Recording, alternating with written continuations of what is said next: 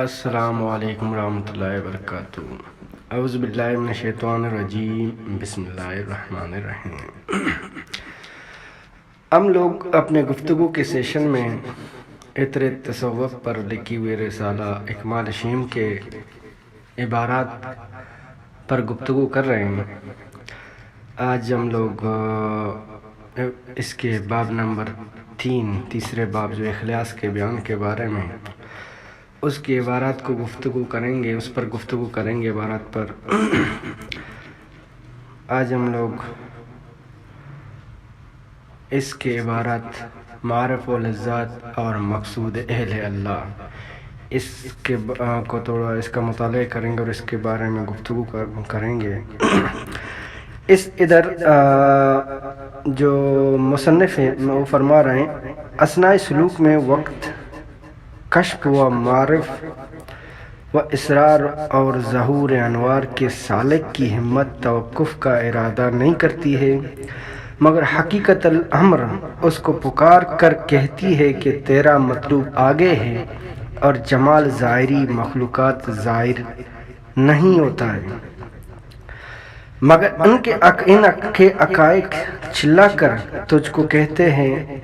کہتے کہ ہم آزمائش ہیں، ہم میں مبتلا ہو کر کفران مت کیجیے۔ یعنی اللہ کے بندے جس وقت اللہ کا راستہ طے کرتے ہیں اور ذکر و فکر و مراقبہ میں مصروف ہوتے ہیں اور طرح طرح کے اسرار اور معرفت الہی کے مزوں کا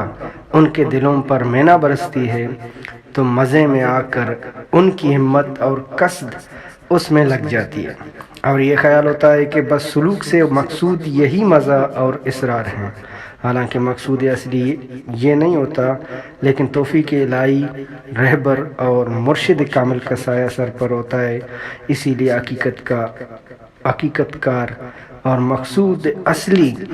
اس کو بزبان حال یہ کہتی ہے، یعنی دل میں القا ہوتا ہے کہ تیرا مطلوب آگے ہے، یہاں مت ٹھہر، آگے بڑھ۔ یہ حالات جو پیش آ رہے ہیں یہ بھی تیری طرح مخلوق ہیں، خالق نہیں، اور تیرا مقصود اصلی خالق تعالی شانو ہے، اور نیز اسی طرح سالک کو دنیا کی چیزوں کا حسن و جمال ظاہر و منکشف ہو کر اپنی طرف کھینچتا ہے۔ اگر مقدر میں گمراہی لکھی ہے یا مرشد کامل نہیں ہے تو انہی دنیا کی چیزوں میں سے کسی شے میں پھنس جاتا ہے اور اسی کو ذریعہ مقصود سمجھ لیتا ہے، اور اگر توفیق الہی دستگیر ہوتی ہے تو اس دنیا فانی کی چیزوں کی حقیقت اس کو پیش نظر ہو جاتی ہے، اور وہ اس کو چلا کر کہتی ہے کہ ہم کو خدا تعالیٰ نے تیری آزمائش کے واسطے پیدا کیا ہے، ہم میں مشغول ہو کر اپنے مولا تعالیٰ کی ناشکری نہ کرو اور ہم سے آگے بڑھو۔ ادھر مصنف فرما رہے ہیں کہ یعنی جو شخص رائے عشق کا راہ گزر بن جاتا ہے، مسافر بن جاتا ہے، یا رائے سلوک کا سالک بن جاتا ہے، یا معرفت الہی کا جو راستہ ہے اس میں جب بندہ آ جاتا ہے، وہ جب محنت کر رہا ہوتا ہے، اپنی مشقت و محنت جب کر رہا ہوتا ہے، اسی درمیان اس کو راز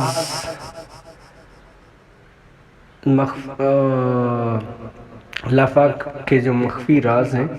وہ ملنا شروع ہو جاتے ہیں، اس کے دل میں القا ہو جاتے ہیں، وہ ان کو سینس کر رہا ہوتا ہے، اور ایک خمار جیسی کیفیت اس پہ چھا جاتی ہے جو اس کو بہت شراب جیسے نشے کی طرح، یعنی خمار ملتا ہے، کوئی جو نشہ اور چیز جیسے خمار دیتا ہے، اسی طرح کا وہ خمار میں آ جاتا ہے، اس کو بہت مزہ آ رہا ہوتا ہے اس چیز میں، اس کی لگن اور بڑھ جاتی ہے کہ یہ مزہ بس مجھ سے نہ چھینا جائے، جو اس کو محسوس ہو رہا ہوتا ہے، جس کو سینس کر رہا ہوتا ہے، اس میں اس پرسکون، وہ جو سکون اس کو مل رہا ہوتا ہے، وہ جو لذت اس کو حاصل ہو رہی ہوتی ہے، اس لذت میں وہ اتنا مگن گم ہو جاتا ہے وہ یہ سوچنے لگتا ہے کہ اس معرفت الہی کا جو سفر ہے، معراج انسانی کا جو سفر ہے، اس کا مقصود اور مطلوب یہی چیزیں ہیں، اسی لیے وہ اس چیزوں میں گم ہو جاتا ہے۔ لیکن آگے مصنف صاحب فرما رہے ہیں کہ اگر وہ شخص اپنے اس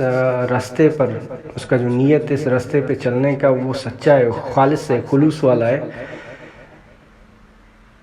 تو اس کو اندر سے یہ آواز آ جاتی ہے کہ بھائی یہ جو آپ کو سرور مل رہا ہے، آپ کو جو مزہ آ رہا ہے، آپ کو جو یہ لذت مل رہے ہیں، یہ اصل مقصد نہیں ہے اس راستے کا، یہ رضا الہی نہیں ہے، یہ معرفت الہی نہیں ہے، یہ تو رب کے بنائے ہوئے مخلوق ہیں، ہم لوگ تو اب رب کی تمہاری طرح بنائے ہوئے مخلوق ہیں، ہم لوگوں میں مگن نہیں ہو جاؤ، آگے بڑھو۔ تو اس قسم کی ایک بات رب القا کرتی ہے جب رب کو وہ بندہ منزل معراج تک پہنچانا ہوتا ہے۔ تو اس کے علاوہ جب ایسا شخص ان چیزوں میں مگن ہو جاتا ہے، اگر وہ کسی سلسلے سے تعلق رکھتا ہے اور ایک کامل مرشد کا مرید اور شاگرد ہے، اسٹوڈنٹ ہے، تو جو وہ مرشد دیکھ رہا ہوتا ہے کہ میرا جو یہ اسٹوڈنٹ ہے، میرا جو طالب مرید ہے، یہ ادھر ان چیزوں میں پھنس گیا ہے، بیچارہ مگن ہو گیا ان چیزوں میں، ادھر اسی کوئی بس حقیقی دنیا سمجھ بیٹھا ہے، اسی بت خانے میں پھنس گیا ہے۔ تو مرشد کی نظر میں یہ باتیں آ جاتی ہیں، تو مرشد اس کو کسی طریقے سے، کوئی سبب سے، کسی سبق سے، کسی انسیڈنٹ سے، کسی ایکسیڈنٹ سے اس کو گزار کر کے اس کے آنکھیں واپس کھول دیتا ہے کہ بھائی نہیں، یہ تم خواب میں ہو،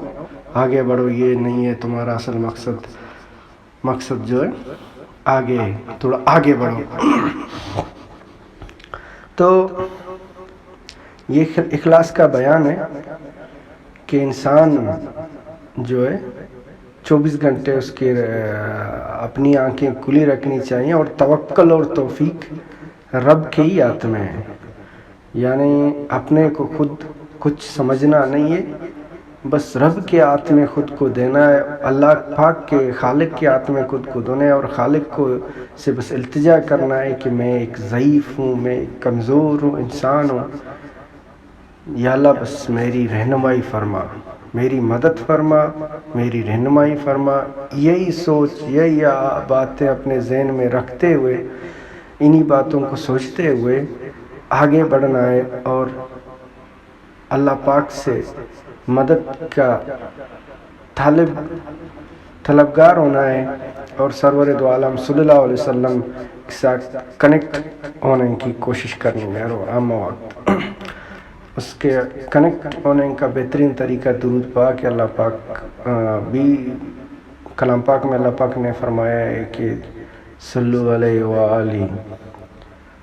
تو یعنی سرور دو عالم صلی اللہ علیہ وسلم کے اوپر درود پاک بھیجنا ہے۔ اس سے کیا ہوتا ہے، انسان کنیکٹ ہو جاتا ہے سرور دو عالم صلی اللہ علیہ وآلہ وسلم کے ساتھ،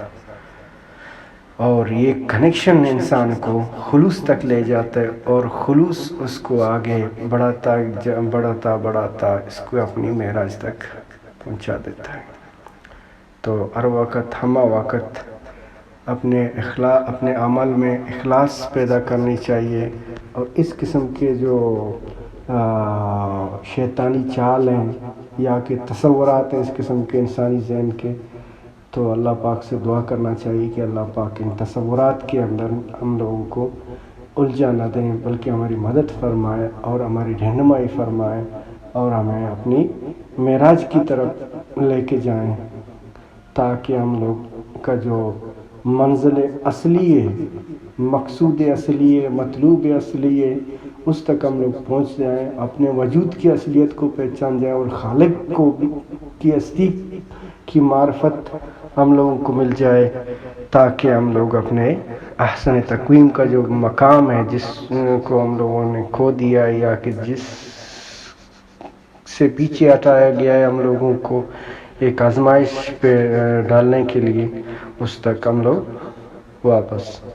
پہنچ سکیں۔ تو یہ تھا تھوڑا بہت گفتگو، دعاؤں میں یاد رکھیے گا۔